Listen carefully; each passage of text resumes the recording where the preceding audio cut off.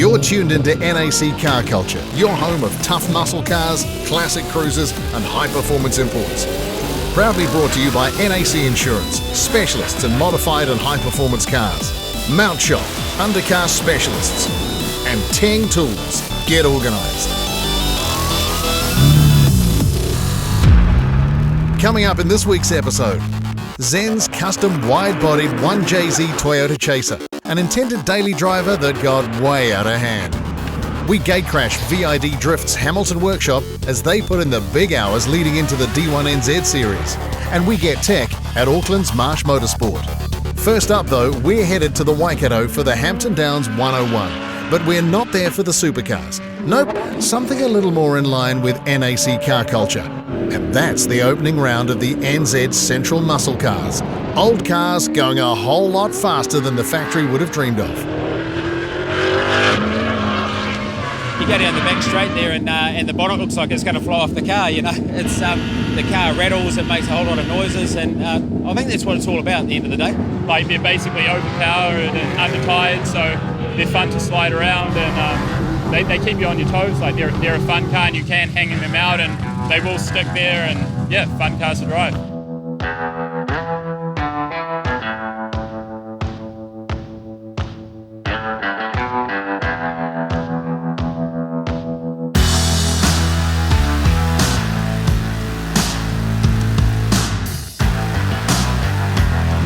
Group are about my age, and it's cars we knew from our early teenage years. What we've got the opportunity now is to have a car that looks traditional but with all the modern running gear, because they're quite sophisticated underneath, albeit some of the geometry is a little bit traditional. And we can make plenty of horsepower, plenty of noise. I mean, nothing sounds better than a nice V8 under song, does it? It's like-minded people in this class that enjoy racing, and they're all sort of business owners and things like that. Guys that just want to get out on the weekend and have a good play. But at the end of the day, we're all mates, and we all race for a chocolate fish, but hey, we all race for the bragging rights as well. The Central Muscle Cars class was formed in 2003, catering to a group of like-minded enthusiasts keen to fund around New Zealand's tracks in classic competition muscle cars. There are a couple of exceptions to the rule, but the class has a focus on models built between 58 and 78, and a minimum of 1,000 units must have been produced in a 12-month period. The driver must also own the car to compete. No paid drivers here.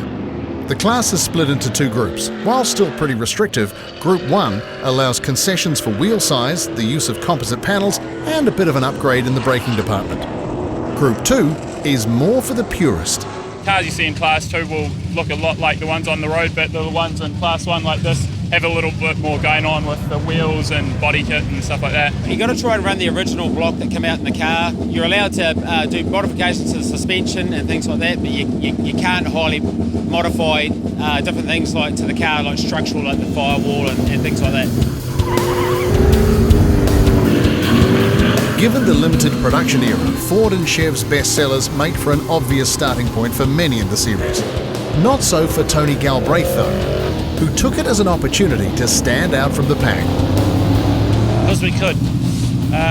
We looked at the thing, and they were starting to develop lots of Mustangs, lots of Camaros, Holden Commodores were starting to look quite prominent. We were going to have something different. We're going to go racing, we're going to do it a little bit different. Why be the same as everybody else? I bought it about 5.5 years ago. It's a 1972 Valiant Charger. It started just as a road car. It did have a small V8 in it when I bought it, but we took it off the road. I drove it to the workshop. It's actually an Australian-built car. It's not a New Zealand assembled car. Spent 18 months building it to what it is now. Took a lot of effort into building a particularly safe roll car in it. It's chrome molly roll cage. We managed to get some good Mopar bits in conjunction with NASCAR out of the US, and result is what we got. It's a pretty cool car. The driver's the weak link in it, I'm afraid. The Charger has taken its share of hits in its career, and that's something that hurts a bit more given its rarity. Yeah, when you damage something, you're chasing parts, and especially panel parts. We've built some fiberglass molds for the front end of it. but the rear end is still all steel charger. When we get some rear end damage, it is a problem. Yeah, it is a real problem.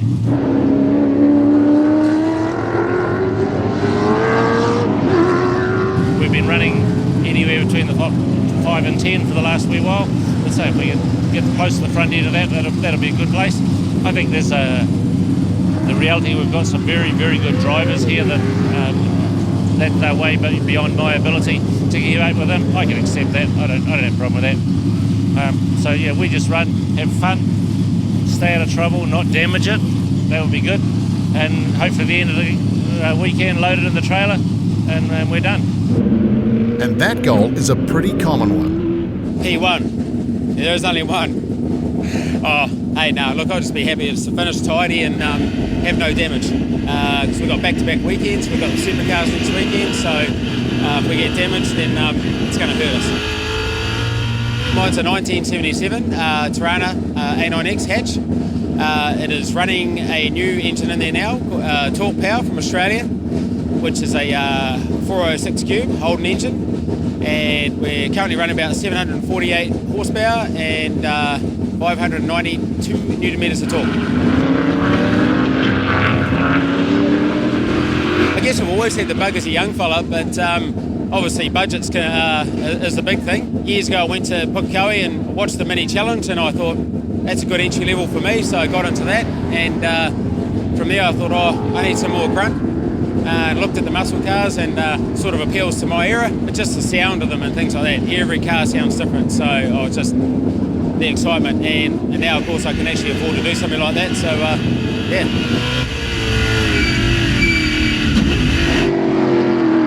Despite fun factor being the #1 order of the day, the guys aren't just there to get a ribbon for participation. Bragging rights come with securing a good spot on the leaderboard, and personal rivalries keep things interesting. I'm not going to name any names here, Dean Perkins, no.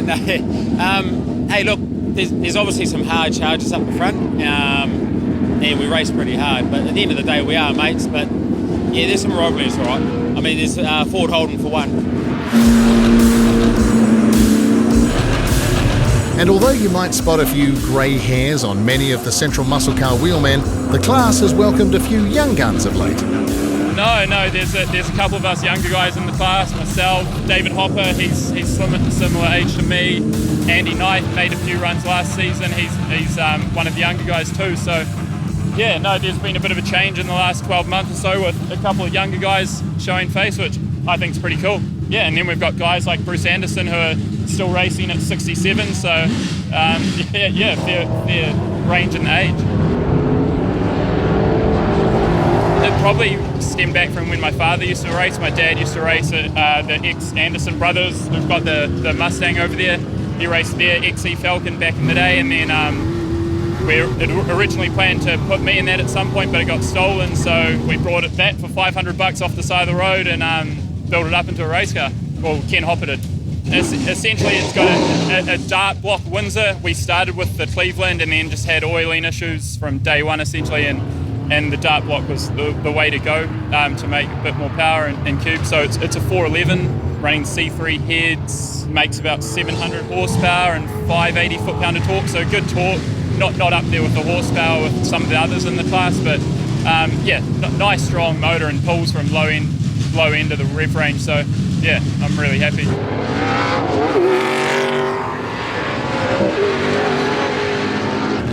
That's the first ever race car I've driven, so to be honest, that's all I really know in terms of how a race car should or shouldn't drive.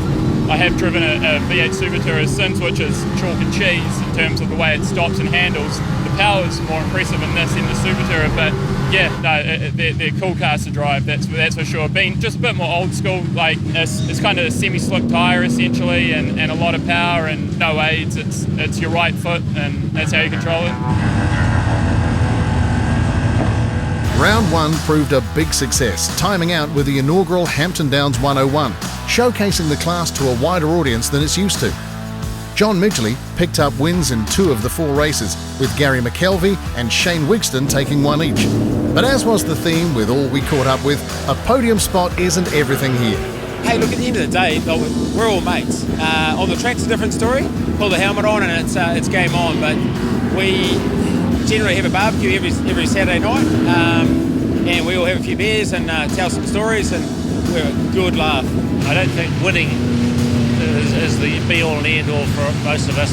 We like to race, but as I say, our lives aren't going to change much if we don't win. Nowhere else I'd rather be, mate. The smell, the noise, you got to be here.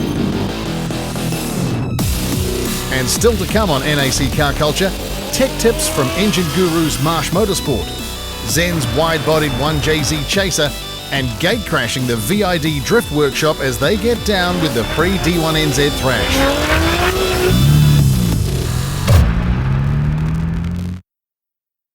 You're back with NAC Car Culture, kindly brought to you by the good people at NAC Insurance, Teng Tools and Mount Shop. We've got Zen's Custom Chaser coming up real soon, but first we stop in at the home of the Mount Shop Top Fuel dragster, Marsh Motorsport, for this week's NAC Tech Tip. Today I talk to you about crack testing. The main reason we do crack testing is if an engine has a blow up or if you run a bearing, you need to make sure the crank hasn't been damaged or hurt. So first of all, you'll check if it's bent, and as long as the crank's straight, what you do is crack test in the big ends and in the mains, especially in the webbing where it's held together. There's not a lot of overlap in the crankshaft, so that's the weakest point in the crank, so that's where it'll crack first. What happens is if you get a crack here and no crack here, it'll be good for maybe an hour of running at the most in a road car before the crack comes this side. Once it's through both sides, it'll just fall in half, which we've seen many a time before where people don't want to spend the money on getting something crack tested. For the sake of $45, you've just wasted 5 or 6 grand.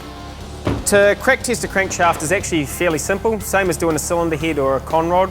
You use a big magnet, put it in between 2 points, and in between those points is where you crack test. So we'll spray a fluid on there with the magnet on. In the fluid is kerosene and magnetic particles, and it'll just soak them into wherever a crack or a scratch is.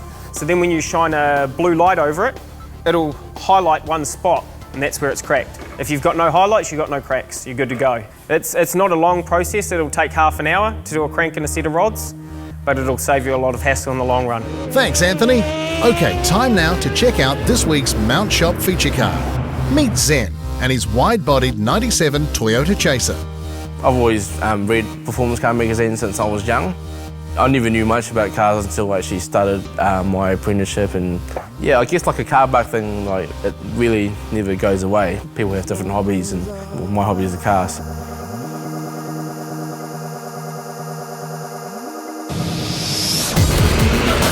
It's a good addiction, you know, it's not wasted. If you have passion for it, hey, just go for it. Zen's focus narrowed on Toyota's Chaser sedan, a car not at all common in New Zealand. An upcoming trip to Japan seemed the perfect chance to check them out in person, so Zen wasted little time and purchased one, a JZX100 in advance. This is different, you know, being a four-door big car thing, and not many people did know about it. People have slowly caught on to what they are. Obviously, when I had bought the car in Japan myself, it was quite cheap. But now, if you look at them these days, the price has skyrocketed. Just a few laps in and Zen was sold. So much so that while still in Japan, he was prowling Trade Me's New Zealand listings when he stumbled across a viable candidate. But there was a catch. This is like the basic shape model GX100. The only reason we chose it because it had quite a good package in it. It had a swap over off the engine and the gearbox already, so it had a good driveline in it. Still, the 1JZ transplant was there and the car was the right shape. That meant enough boxes were ticked for Zen. The lower spec GX100 was promptly purchased with the intention of bringing it up to scratch as a nice daily driver. This innocent plan would only last 2 weeks, however, and was foiled when a set of limited edition 19-inch Work Emotion CR2Ps proved too tempting to pass up. The minor issue that there was exactly zero chance of the rims fitting within the stock guards wasn't enough to dissuade Zen. A lot of people, you know, when they build a car, 90% of the time is the engine. This one is really built all around the wheel.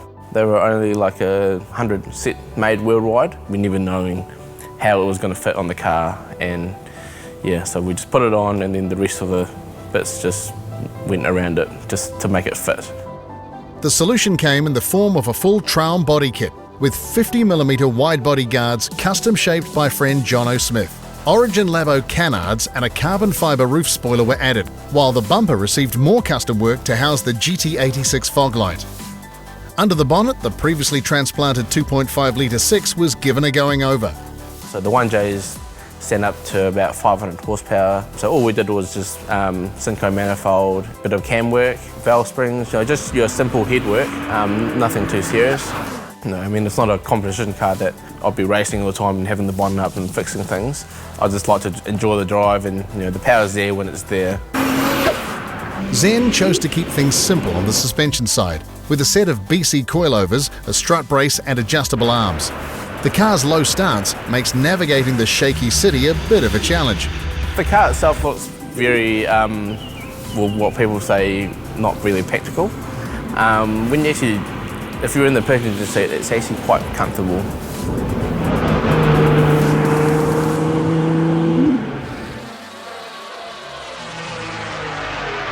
And for a car originally purchased to serve as a daily driver, it's got a fair way off track. More like a Sunday driver, really, rather than actually going out at night, cruising around. It's just like a Sunday drive, like an old person. While we certainly have no complaints about the outcome, we do wish Zen all the best in his strive to create an actual daily driver from his new car. Want to see more cars in action like this? Jump onto themotorhood.com now and sign up for our totally free digital magazine. It's packed with the best bits from New Zealand Performance Car, NZV8 and New Zealand Classic Car magazines. Simply enter your email address and you'll get it direct to your inbox. Easy. Right, thanks to the good folk at Teng Tools, it's time now to gate crash another workshop. This week, we're off to Hamilton to meet the guys and girls from VID Drift, gearing up to take on this summer's D1NZ season as a team for the first time. Here at VID headquarters, basically what we're doing here is just building drift cars, getting ready for the D1NZ drift season. We have a team of 3 R32 Skylines, 2 pro drivers and 1 Pro-Am. Very excited, a lot of money and effort and late nights. We're looking forward to it. We absolutely love drifting. It's who we are. Bring your A game before the season starts, making sure the car's ready to go, and on the day, step up and just get in and drive it. 3 guys under one roof definitely makes it easier to build cars and bounce ideas off each other. We do have a lot of people in the team and a lot of people coming in and out, helping, which is really great. The VID team inherit their name from their major sponsor, Hamilton's Vehicle Imports Direct, and the all R32 crew was in thrash mode, getting their final and not so final touches sorted before D1NZ scrutineering and a trip south for Dunedin's first round. Joel Patterson's Skyline will see battle action in the pro ranks, now running a single-turbo Toyota 2JZ backed up by a TTI sequential box. Joel will also be joined by new teammate Bex Bennett, stepping up for her first taste of pro-level competition. We know it's not going to be easy. We're just going to do our best, drive as hard as we can, keep the car as reliable as we can, and just do what we do, yeah. A number of breakages last series meant an off-season overhaul was in order, while the jump to pro also required wrestling a bit more out of the car too. The front and rear subframes were replaced, the rear suspension completely reworked, and more stability and steering lock was engineered into the Skyline. The RB25 is retained although rebuilt and now feeds on E85, while a G-Force dog box is tasked with overcoming the car's weak link. I've been through so many gearboxes. I can't wait to drive that either. Just putting it into first gear and hear that chunk is going to be awesome, yeah. Scott will fly the VID flag in the Pro-Am class, his R32 just back in from a night in the spray booth. Unfortunately for Scott, it's just one of the many very long days ahead before the trip to Dunedin. So this year we're taking it a step up and going through to the 2JZ Toyota engine, a little bit of a step up from the RB, well from the Plus T that I had last season, and obviously ran a whole lot less grip to make up for the lack of power that I had there. Got a bigger turbo, bigger injectors, going to be running ethanol, Still got a lot to do on the car, and I've only got 2 weeks to go, but it does get stressful, and it's hard on the body and hard on our families and hard on anyone that's involved. So as soon as you get in there and you get to let loose, you remember what it was all about. Why am I doing this? But yeah, so fingers crossed we get there to Dunedin in the next 2 weeks, and hopefully there's no gremlins, but you never know with these things. That who knows how much sleep we're going to have. And while a podium finish is firmly on the wish list, the team aren't getting too far ahead of themselves, taking the time to enjoy the occasion, both on and off the track. Come down to it, you jump in the car, game on. You know, you're all friendly outside of the car, and that's the way it should be. But you jump in that car and, you know, it's all about you and, you know, beating the person that you're up against. You know, there's no friends out on the track. Hopefully we get some results and everything, but at the end of the day we're not doing it for that. We're just, we've brought 3 families together, and we're just making it easier for everyone and living the dream. For your chance to win a Teng Tools Top Toolbox worth $359, simply head over to themotorhood.com. We'll be giving away one every week for 10 weeks. As an extra bonus, you will also receive a 7-piece screwdriver set to help you on your way to build your own toolkit. Get organised with Teng Tools. That's us for this episode of NAC Car Culture. Coming up in next week's episode, business up front, party out the back at the Morrinsville Burnout Comp, a motorsport growing fast in New Zealand. We check out Dale Williams' garage-built and tested LS1 Commodore. And Ian Neary shows us what he's done with his spare time for the last 8 years. Is this the country's best ever muscle car build? See you then. NAC Car Culture was proudly brought to you by NAC Insurance, specialists in modified and high-performance cars, Mount Shop, undercar specialists, and Teng Tools. Get organised.